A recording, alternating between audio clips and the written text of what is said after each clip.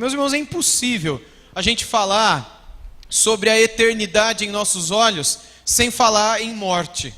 É impossível a gente pensar nas coisas que Deus espera que pensemos e que estão ligadas com o lado de lá da eternidade, sem que a gente pense que um dia chegaremos do lado de lá.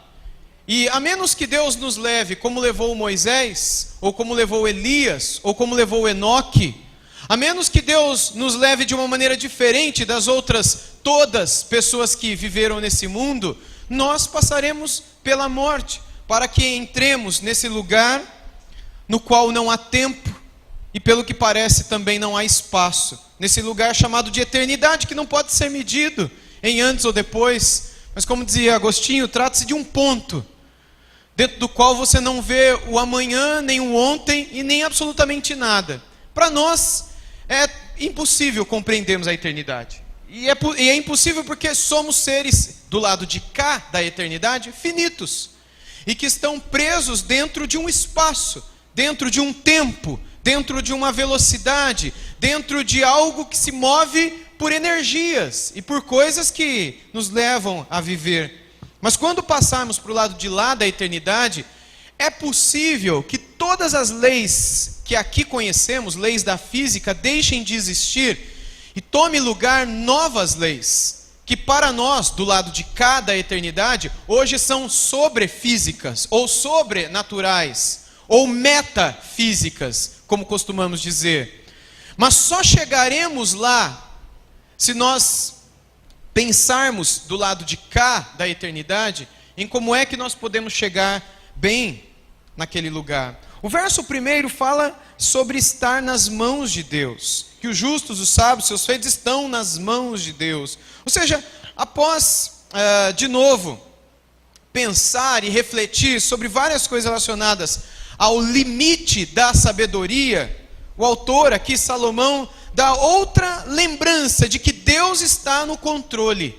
Todas as pessoas e tudo o que aqui se faz estão nas mãos de Deus.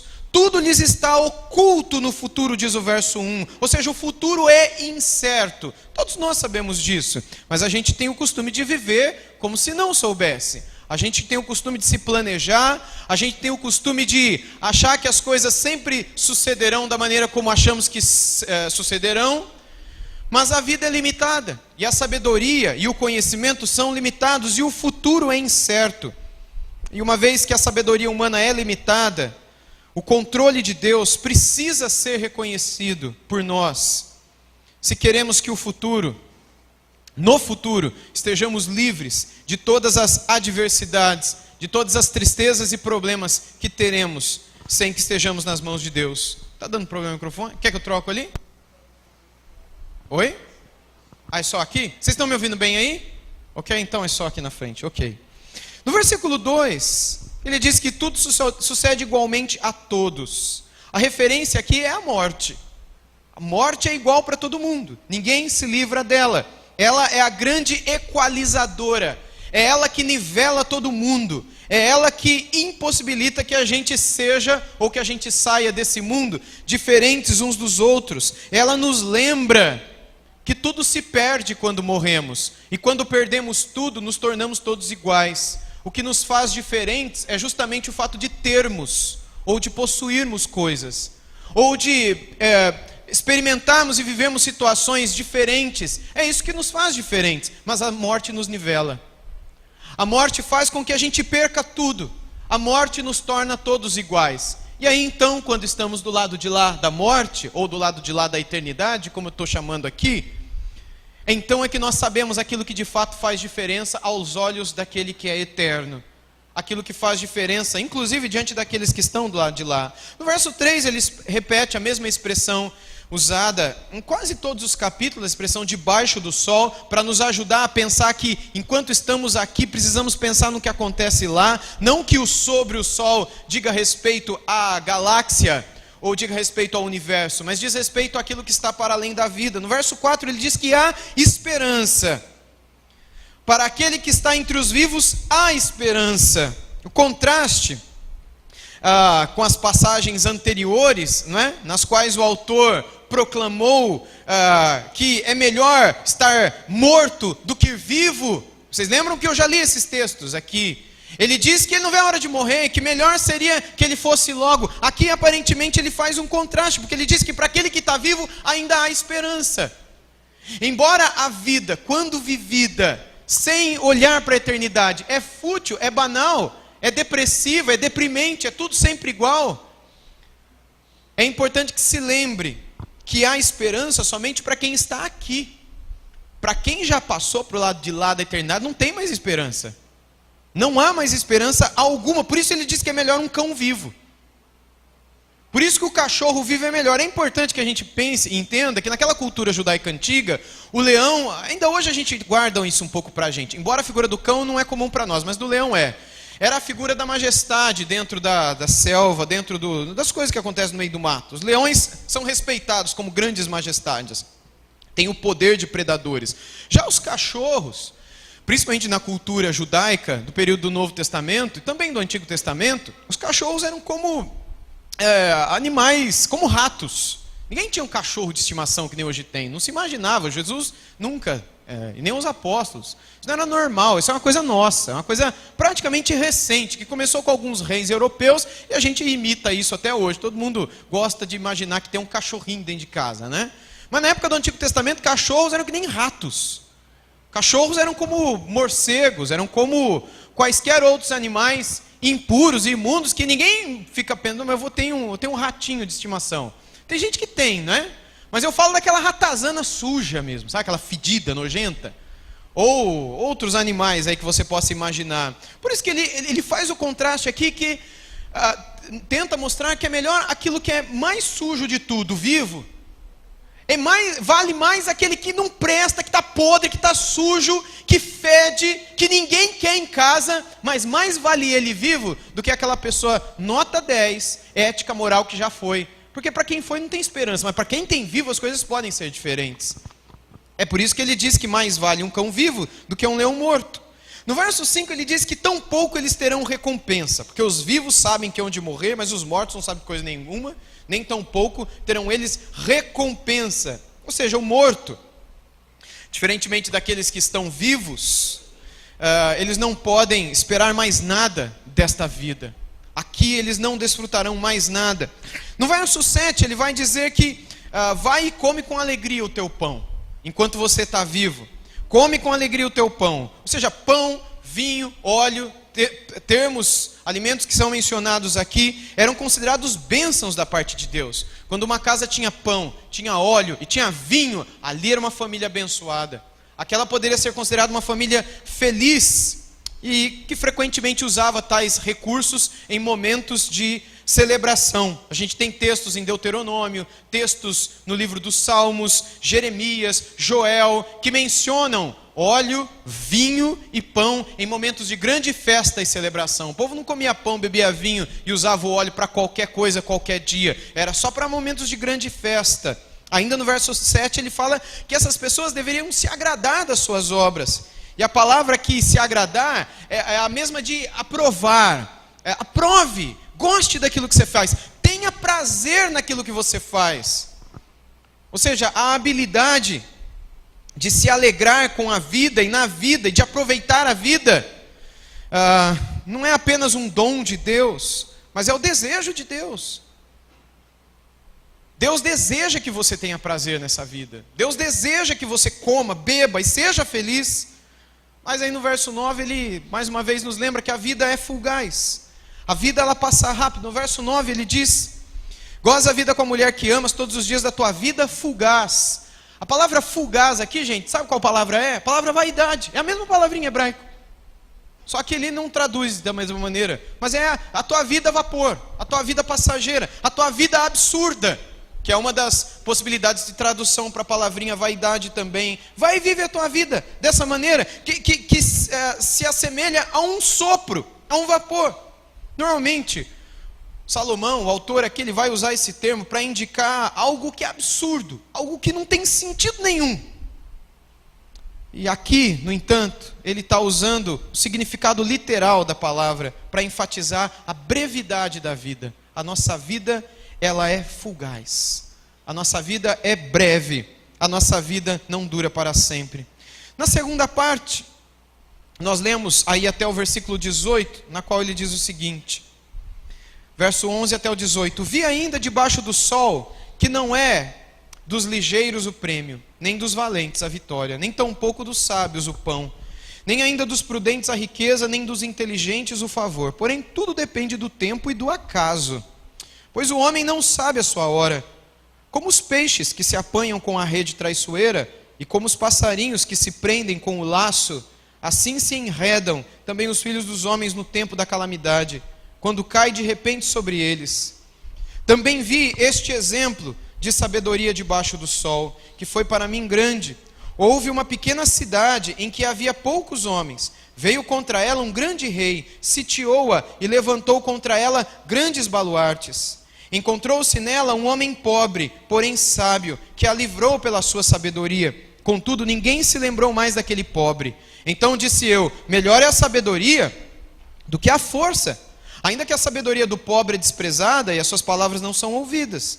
As palavras dos sábios, ouvidas em silêncio, valem mais do que os gritos de quem governa entre tolos. Melhor é a sabedoria do que as armas de guerra, mas um só pecador destrói muitas coisas boas. Nos versos 13 a 16, ele conta a história aí do homem pobre. E essa história é fantástica, meus irmãos, é fantástica.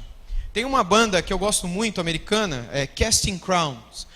Tem várias músicas que têm sido traduzidas deles para o português, a gente tem cantado algumas delas, não é? Uma banda evangélica cristã muito boa. E eles compuseram uma canção na qual eles juntam a história desse homem pobre com a história da cidade edificada sobre a montanha. E é uma das letras de música mais lindas que eu já ouvi em toda a minha vida.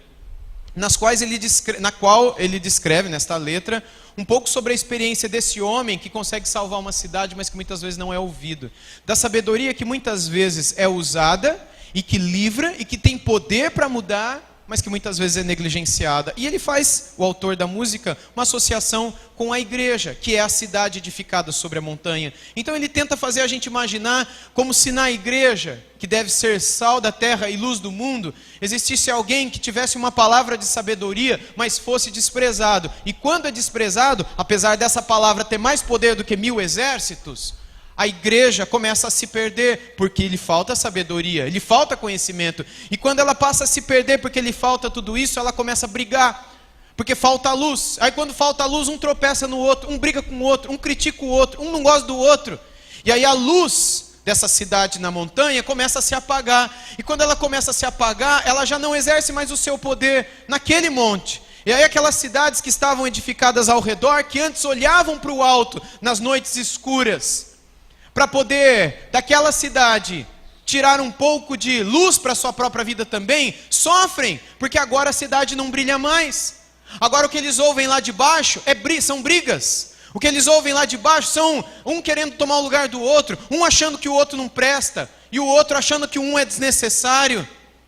E aí eles terminam dizendo, tudo porque aquele homem pobre deixou de ser ouvido e a sua palavra deixou de ser seguida. A história do homem pobre aqui, que está dos versos 13 a 16, pobre e sábio, é a história de alguém que salvou uma cidade. E a gente tem que se lembrar que Salomão é o autor secundário desse livro. O autor primário é Deus.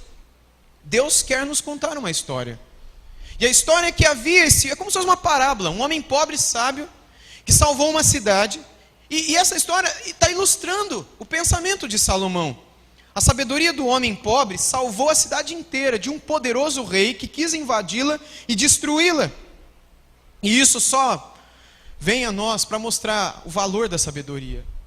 E como a sabedoria daquele um homem só destruiu todo o poder daquele rei que tentava invadir a cidade.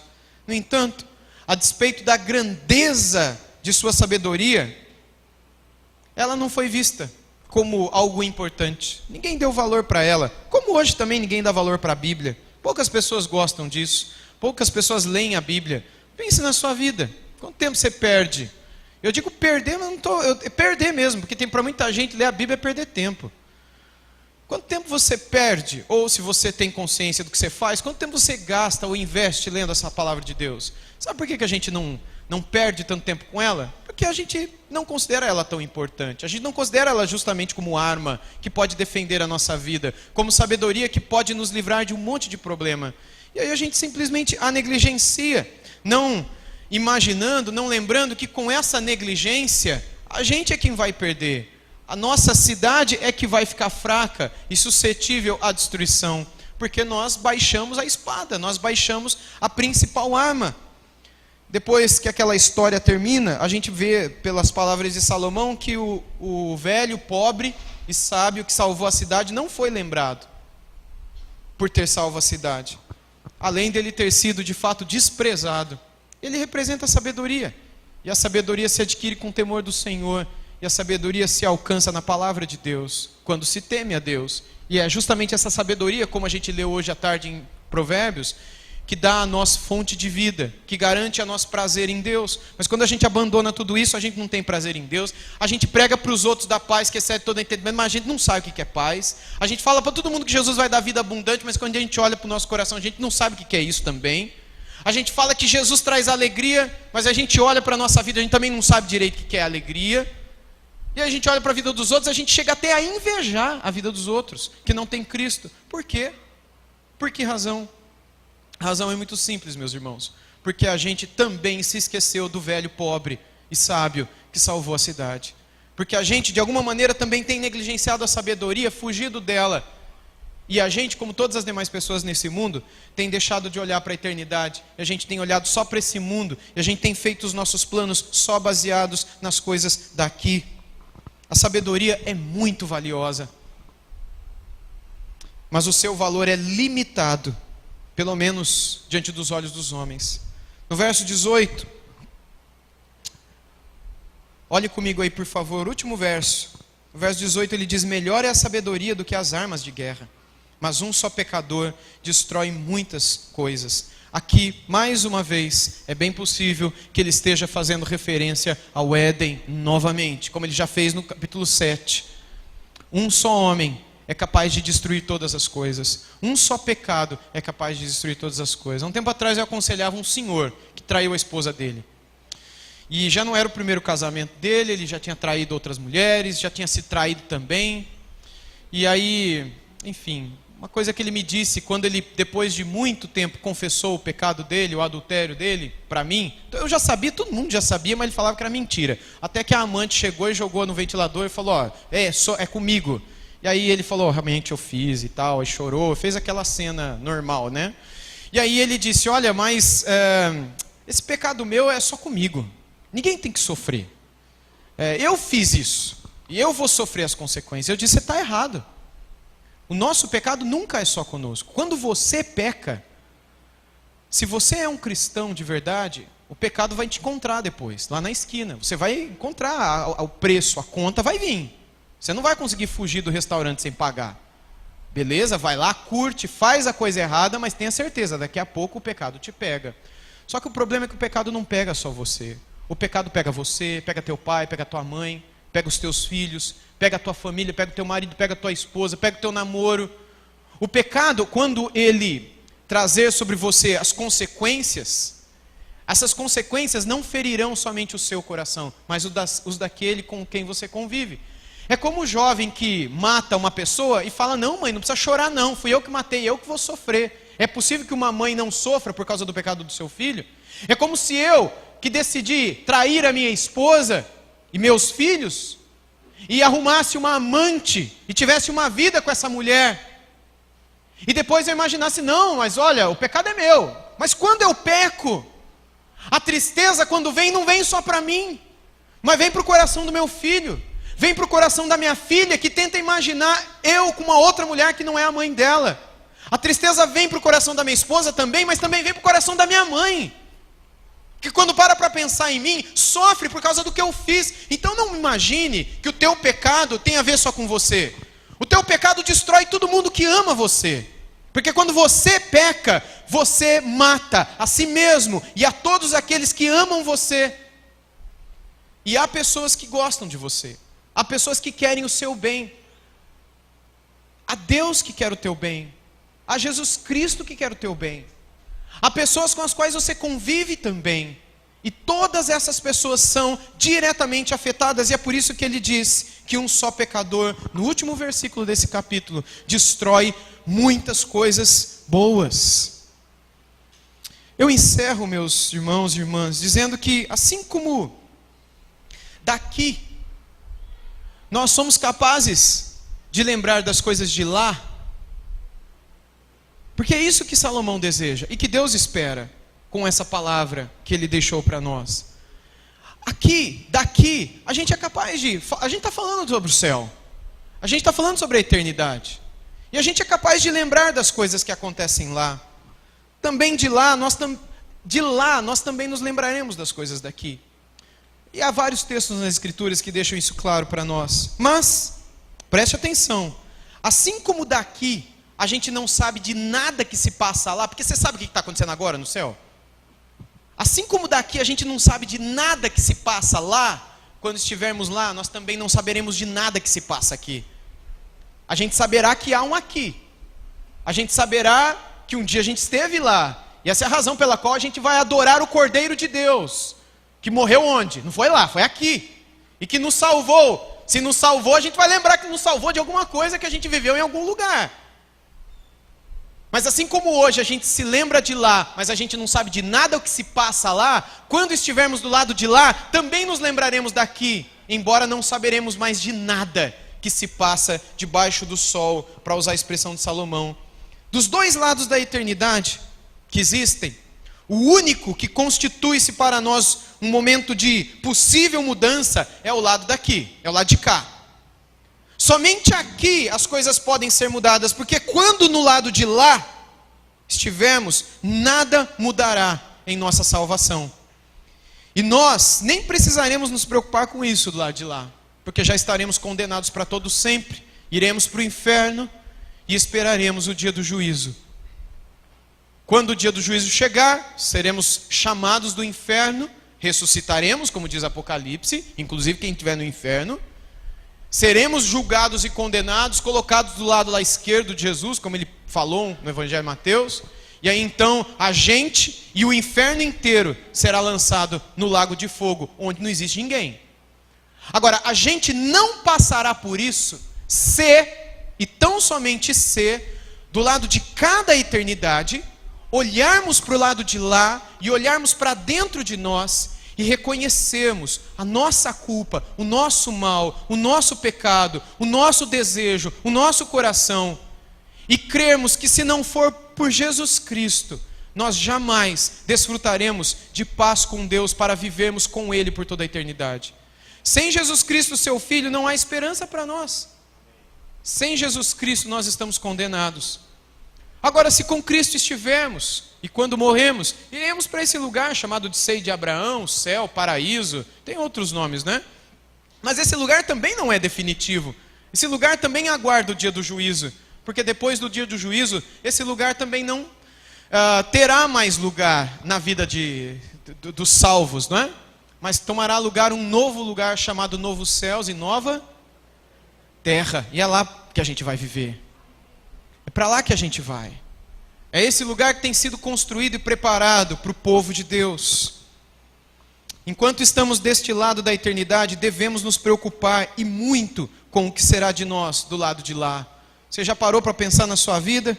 O que será que o Espírito Santo quis nos ensinar com esse livro de Eclesiastes? Um livro tão desanimador, que fala tanto de morte, de velório e tudo mais. Mas mais do que ele é mais desanimador do que qualquer livro de lamentação que tem na Bíblia, ou orações de lamentações como a gente tem no Salmo. Mas eu creio, gente, que a grande lição aqui que o Espírito deseja nos dar é que se os nossos olhos, nosso coração estiverem somente nas coisas daqui, desse mundo, fatalmente nós pereceremos no final. Mas se colocarmos, se fixarmos os nossos olhos na eternidade, a gente caminhará com segurança. Aconteça o que acontecer, e viveremos sempre perto, e mais perto da eternidade ao lado de Deus. O que você está planejando para o ano que vem? que você está planejando para as férias de julho? A gente ouviu aqui de vários congressos que acontecerão esse ano, a gente já sabe de outros do ano que vem. Imagino que o pessoal aqui já está planejando o 4º congresso Palavra Viva, não é isso? O que você está planejando para o ano que vem? A gente costuma fazer planos, não é? O que você planeja para a eternidade? Você tem planejado alguma coisa para a eternidade também? Ou você nem pensa nela? Porque você sabe que a eternidade pode chegar na sua vida antes daquele evento. E pode ser que nem no evento mesmo você venha participar. Você tem a eternidade diante dos seus olhos? O que você planeja para lá? Se isso nunca foi uma preocupação para você, eu te convido hoje à noite a começar a se preocupar com isso.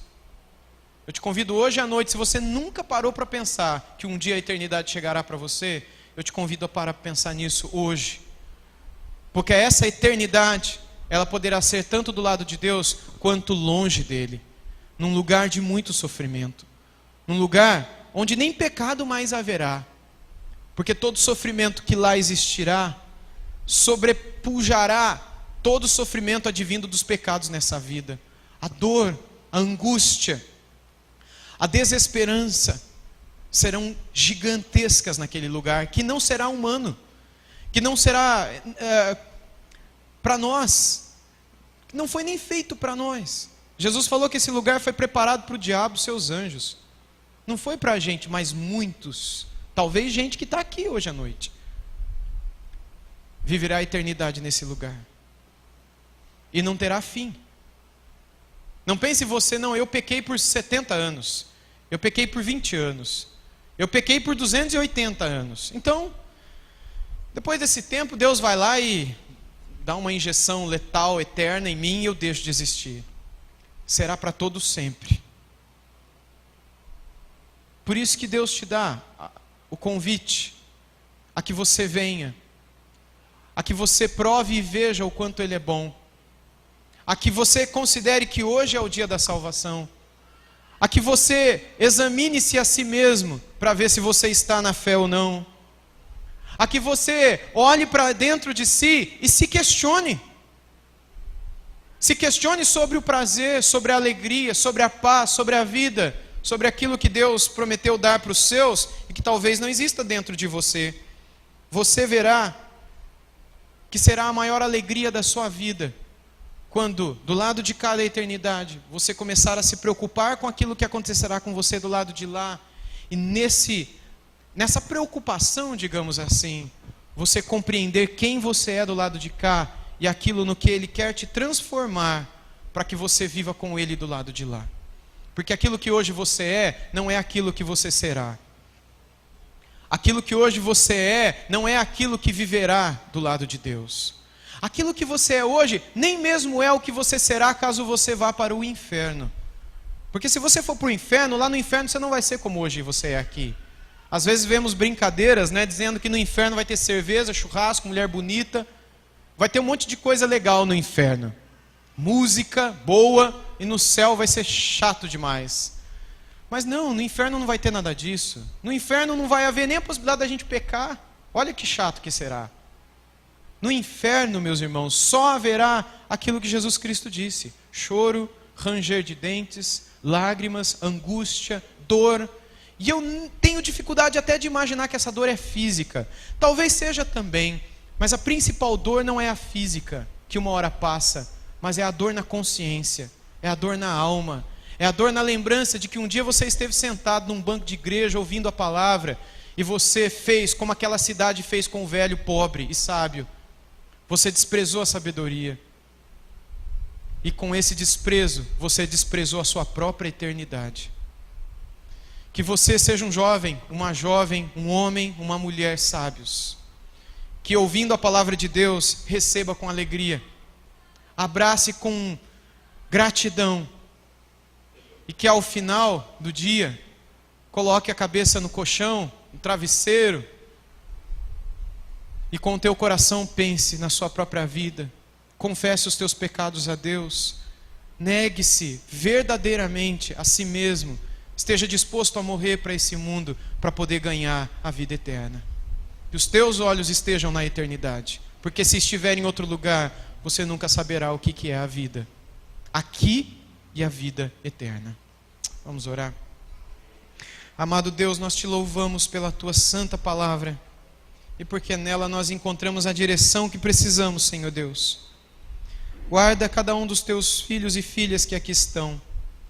Guarda cada um daqueles que o Senhor amou desde antes da fundação do mundo e escolheu para viverem eternamente contigo, para que não percam tempo, mas que possam ser alcançados pela tua palavra de graça, para que possam, daqui até o último dia das suas vidas, experimentarem a verdadeira alegria que só é possível encontrar em Cristo Jesus, o nosso Senhor e Salvador.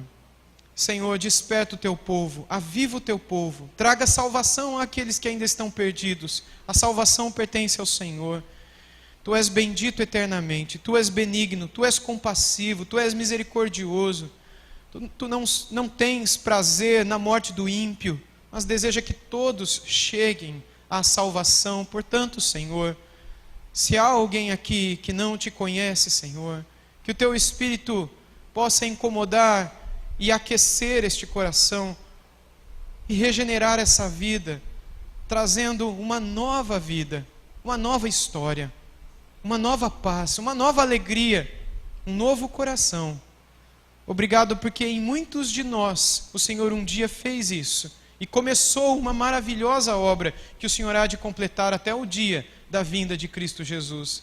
Que o Senhor nos guarde, Pai, para que enquanto esse dia não chega, a gente não se perca com tantas coisas que este mundo nos oferece. Guarda os nossos olhos, as nossas mãos, os nossos pés, os nossos ouvidos, o nosso coração da negligência, da preguiça, da vergonha, mas faz de nós um povo cheio de coragem, um povo cheio de saúde espiritual, um povo que vive para a tua glória e que esteja pronto para morrer se necessário for, para a tua glória também. No nome santo de Jesus nós te clamamos por isso. Amém.